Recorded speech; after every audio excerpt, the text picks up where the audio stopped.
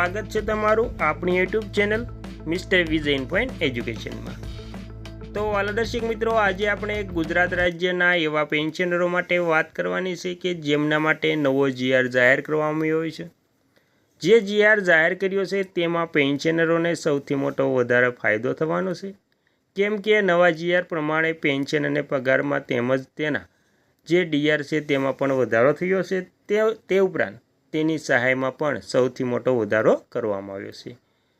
તો મિત્રો, તમે પણ ગુજરાત રાજ્યની સેવામાંથી સેવાનિવૃત્ત પામેલા છો તો તમારા પેન્શન ઉપરાંત એટલે કે મૂળ પેન્શન ઉપરાંત તમારા ડીઆર પ્લસ મેડિકલ ભથ્થું પ્લસ જે પેન્શન મળે છે તે થઈને તમારું કુલ પેન્શન સૌથી મોટો વધારો થશે, એટલે કે કુલ પેન્શનમાં સૌથી મોટો વધારો થશે। તેની સંપૂર્ણ વાત આજે આપણે કરવાની છે।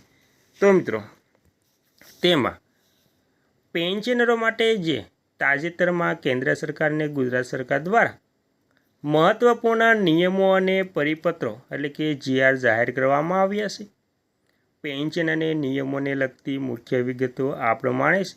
તેમાં કેન્દ્ર સરકાર દ્વારા પેન્શન નિયમોમાં સુધારો જૂન 2026 કેન્દ્ર સરકારના ખર્ચ વિભાગ દ્વારા ડિલિગેશન ઓફ ફાઇનાન્શિયલ પાવર્સ રૂલ્સ એટલે કે DFRF 2024માં મોટા વહીવટી સુધારા અને નિયમ પુસ્તિકા જાહેર કરવામાં આવી છે।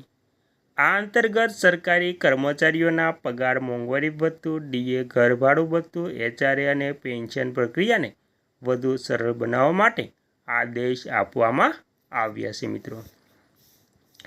તો મિત્રો, આવી રીતે ગુજરાત રાજ્યના પેન્શનરો માટે ડીઆર, HRA એટલે કે ઘરભાડું ભથ્થું અને ડીએમાં વધારો કરવામાં આવ્યો છે।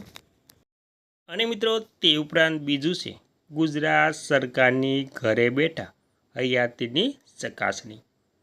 જે ચકાસણી મફત સુવિધાઓ ગુજરાત સરકારના ઘણા વિભાગો અને ઇન્ડિયન પોસ્ટ પેમેન્ટ બેંકના સહયોગથી પેન્શનરો માટે એક મોટી જાહેરાત કરવામાં આવી છે। સમયગાળાની વાત કરીએ તો 1 મેથી 31 જુલાઈ 2026 સુધી આ યોજના ચાલુ રહેશે। મફત સેવાની વાત કરીએ તો ગુજરાતના આશરે 5 લાખથી વધુ પેન્શનરોને હવે હયાતીનું પ્રમાણપત્ર એટલે કે ડિજિટલ જીવન પ્રમાણપત્ર સબમિટ કરવા બેંક કે કચેરીએ ધક્કા ખાવા પડશે નહીં મિત્રો। ઘર બેઠા પ્રક્રિયાની વાત કરીએ તો પોસ્ટમેન અથવા તો ગ્રામીણ ડાક સેવક પેન્શનરોના ઘરે આવીને નિઃશુલ્ક ડિજિટલ જીવન પ્રમાણપત્ર બનાવી આપશે।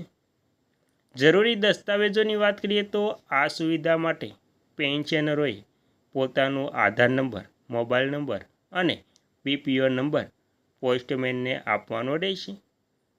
ત્યારબાદ ડાઉનલોડ લિંકની વાત કરીએ તો પ્રક્રિયા પૂર્ણ થયા બાદ પ્રમાણપત્રને જીવન પ્રમાણપત્ર પોર્ટલ પરથી ઓનલાઈન ડાઉનલોડ પણ કરી શકાય છે। અને મિત્રો, ત્યારબાદ વાત કરીએ તો ત્રીજું છે યુનિફાઈડ પેન્શન સ્કીમ UPSનો અમલ। સરકાર દ્વારા અગાઉ જાહેર કરાયેલી નવી યુનિફાઈડ પેન્શન સ્કીમ UPS અમલમાં આવી ચૂકી છે। જે કર્મચારીઓએ ઓછામાં ઓછી 10 વર્ષની સરકારી સેવા પૂર્ણ કરી છે તેમને નિવૃત્તિ પછી આ યોજના હેઠળ નિશ્ચિત પેન્શનની સુરક્ષા મળશે।